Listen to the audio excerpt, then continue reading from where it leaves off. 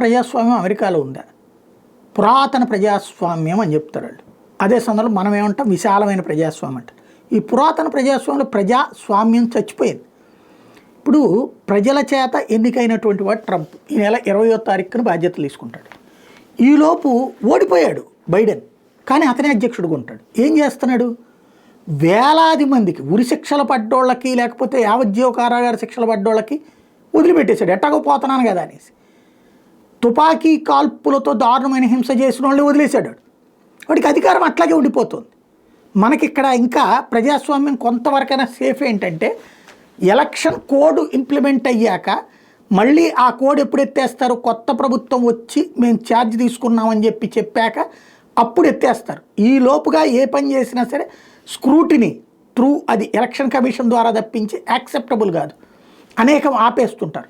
But అమెరికాలో అట్లా కాదు. ఉక్రెయిన్కి ఇప్పుడు ఆయుధాలు ఇస్తాడు, లేకపోతే తాలిబాన్లకు ఇప్పుడు డబ్బులు ఇస్తాడు, హమాస్ వాళ్ళకి ఇప్పుడు డబ్బులు ఇస్తాడు.